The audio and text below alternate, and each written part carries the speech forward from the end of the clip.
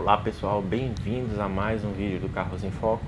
E hoje nós vamos continuar aquela conversa que iniciamos no vídeo anterior sobre a história dos sistemas de freios automobilísticos.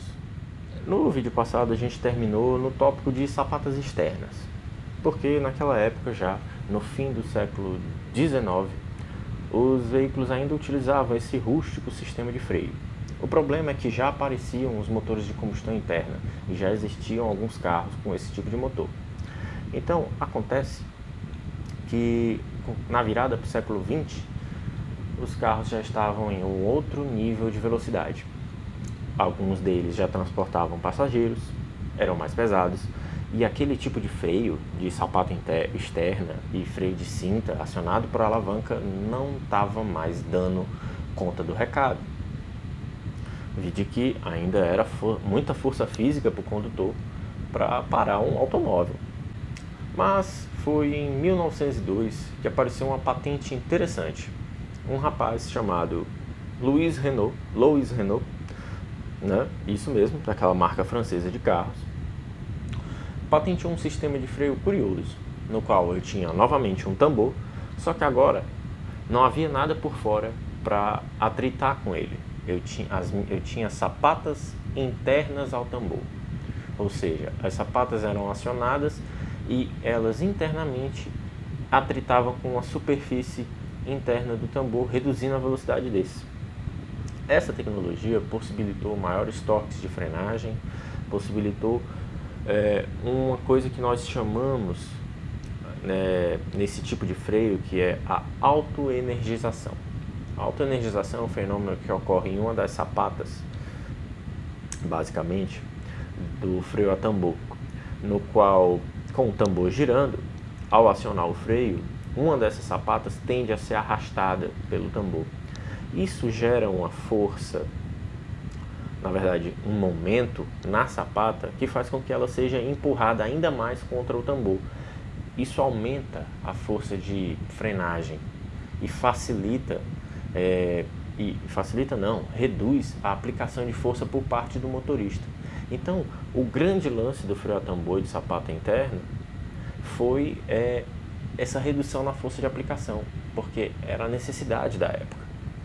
Em termos de manutenção, em termos de desempenho ele era melhor, mas em termos de poluição, eles continuavam emitindo detritos, eles continuavam com os ruídos tradicionais de freios que nós conhecemos até hoje, mas ele conseguia agora desempenhar grandes torques de frenagem com uma força bem menor por parte do condutor.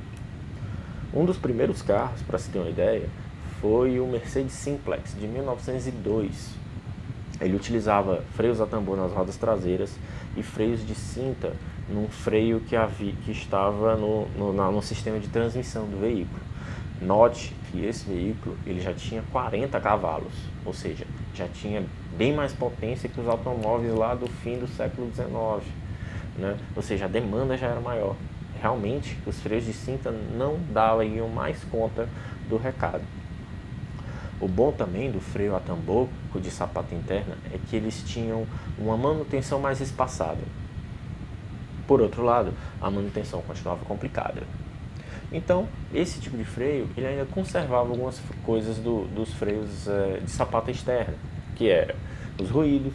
Ele, embora soltasse menos detritos, ele ainda soltava um pouco, e a manutenção era um pouco demorada, porque quem já trabalhou com o sistema de freio a tambor sabe como é complicado dar manutenção naquilo ali. Então, o que é que se viu depois daí? Eu já tinha freios mais potentes, eu já tinha uma potência de frenagem maior. Os carros já tinham motores de combustão interna mais potentes, como você pode ver, com Mercedes de 40 cavalos já. O que é que faltava? Havia um elo fraco aí, o acionamento do sistema de freio. Se eu tinha uma potência de frenagem maior, certo? Se eu tinha componentes que tinham forças e binários ali muito maiores do que antes, o meu sistema mecânico ia ficar um pouco mais sobrecarregado. E aí eu ia ter que ter peças mais pesadas. Foi aí que em 1919 apareceu um rapaz chamado Malcolm Loghead com uma proposta de freio hidráulico proveniente da indústria aeronáutica. Se o nome parece familiar para você, esse nome futuramente virou Lockheed, que é aquela marca de aviões militares que a gente conhece bem. Então, eles desenvolveram para os aviões da época um freio acionado hidraulicamente. Eu tinha um sistema com pistões e mangueiras e circuitos hidráulicos que acionavam as sapatas de freio. Por que não trazer isso para os automóveis? A patente automotiva surgiu no mesmo ano, em 1919, só que por uma marca de carros de luxo, a Hispano-Suíça. 7 anos depois, em 1926, o Adler Standard foi o primeiro carro europeu a utilizar um sistema de freios com acionamento hidráulico. Poucos anos depois, surgiu o Peace Arrow, o primeiro carro de produção a utilizar um servofreio a vácuo. Ou seja, eu já dei 2 passos aí. A indústria automobilística deu 2 passos. Né? Já se tinha freios hidráulicos e eu já tinha o servofreio. Qual foi o impacto disso?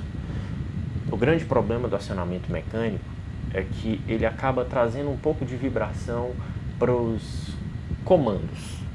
No caso, o que são os comandos? O pedal. O pedal é uma peça de comando. Eu estou acionando, é uma peça de acionamento.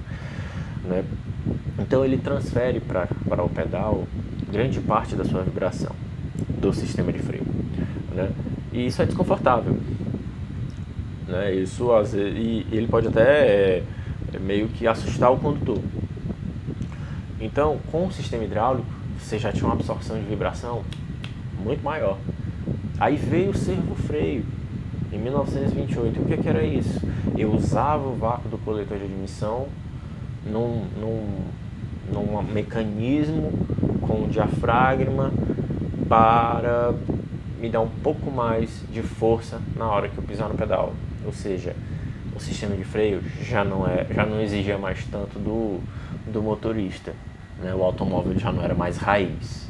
Né? Se bem prestar atenção, o automóvel não é raiz há muitos anos. Né? O que é uma tremenda bobagem. Né? Tem que ser confortável mesmo. Né? Essa assistência do servofreio começou a ser utilizada na década de 40 e só se tornou padrão nos anos 50. De uma certa forma, a indústria demorou um pouquinho para substituir os componentes mecânicos de acionamento de freio, como cabos e alavancas, porque já era algo dominado e o sistema de freio hidráulico era uma novidade. Então, para a Volkswagen, inclusive, com o Beetle, havia medo de que as mangueiras estourassem e o carro ficasse sem freio. E por isso, o Beetle passou um bom tempo com o sistema de freio mecânico. Já nas Américas, a Ford sempre foi muito tradicional nas suas tecnologias e também demorou bastante para aplicar o freio hidráulico nos seus veículos. Na verdade, ninguém quer se arriscar tanto sem um pouco de, como é que eu posso dizer, garantias. Mas um fato curioso é que em 1902 também foi registrada uma outra patente, e essa de um sistema de freio bem mais engenhoso. Ele utilizava um disco como peça móvel. Então você já se ligou. Estava ali a primeira patente do freio a disco por uma fábrica britânica chamada Lancaster. O problema é que esse freio só foi a ser utilizado mais de 50 anos depois. Isso. Em 1955, a Citroën lançava o DS19, um carro da Citroën muito à frente de seu tempo e que se tornou o primeiro automóvel de produção em massa a utilizar um sistema de freio a disco. Depois dele vieram outros. Em 59, a BMW introduziu o 502, com freio a disco nas rodas dianteiras e tambor nas rodas traseiras. Depois disso, em 61, surgiram outros carros com freio a disco nas 4 rodas, o Mercedes 300 SE, o Lancia Flavia e o Fiat 2300. Também foi nos anos 60 que aqueles tradicionais ônibus britânicos, aqueles vermelhinhos, né, abriram mão do sistema de freio a tambor para utilizar freios a disco em todas as rodas com acionamento hidráulico.